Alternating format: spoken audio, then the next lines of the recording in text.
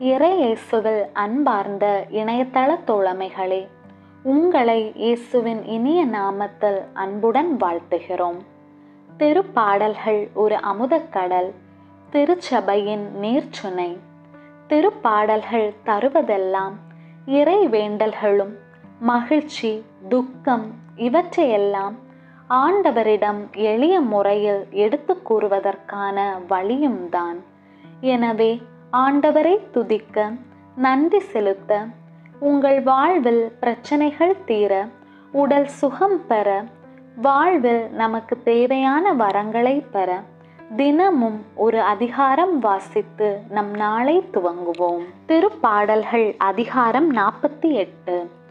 ஆண்டவர் மாண்புமிக்கவர். நம் கடவுளின் நகரில் அவரது திருமலையில் மிகுந்த புகழுக்கு உரியவர். தொலை வடக்கில் திகழும் சியோன் மலை அனைத்துலகிற்கும் மகிழ்ச்சியாய் இலங்குகின்றது.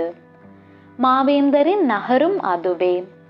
அதன் அரண்மனைகளில் கடவுள் வீற்றிருக்கின்றார்.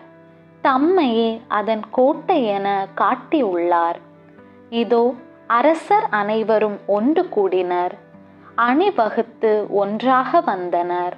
அந்தோ பார்த்ததும் திகைத்தனர், திகழடைந்து ஓட்டம் பிடித்தன.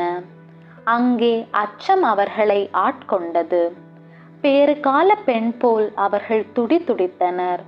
தர்சீசு கப்பல்களை கீழே காற்றினால் நீர் தகர்த்தெறிகின்றீர். கேள்விப்பட்டவாறே நேரில் யாம் கண்டோம். படைகளின் ஆண்டவரது நகரில், ஆம் கடவுளின் நகரிலேயே கண்டோம். கடவுள் அந்நகரை எந்நாளும் நிலைநிற்க செய்வார்.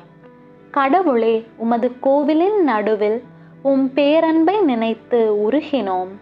கடவுளே, உமது பெயரை போலவே உமது புகழும் பூ உலகின் கடை எல்லை வரை எட்டுகின்றது. உமது வழக்கை நீதியை நிலைநாட்டுகின்றது. சியோன் மலை மகிழ்வதாக. யூதாவின் நகர்கள் உம் நீதி தீர்ப்புகளை முன்னிட்டு அக்களிப்பனவாக.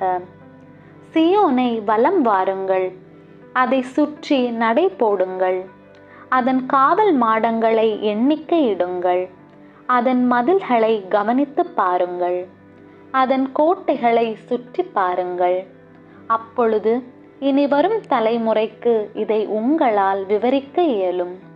இத்தகைய கடவுளே என்றென்றும் நம் கடவுள். அவரே நம்மை இறுதி வரை வழி நடத்துவார்.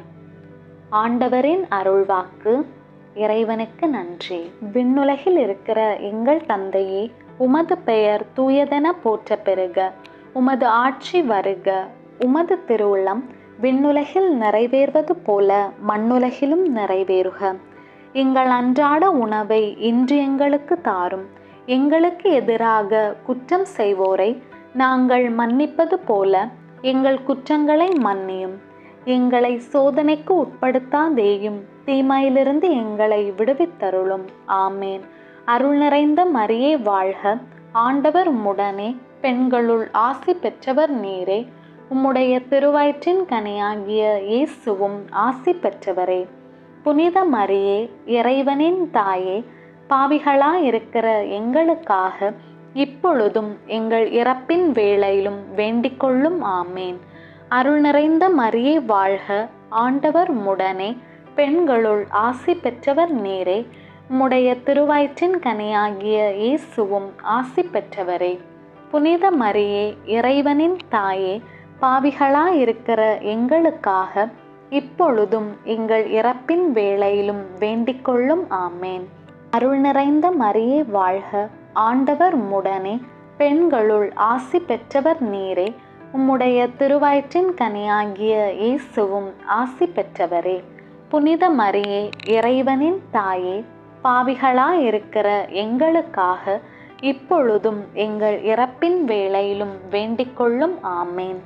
தந்தைக்கும் மகனுக்கும் தூய ஆவியாருக்கும் மாட்சி உண்டாவதாக.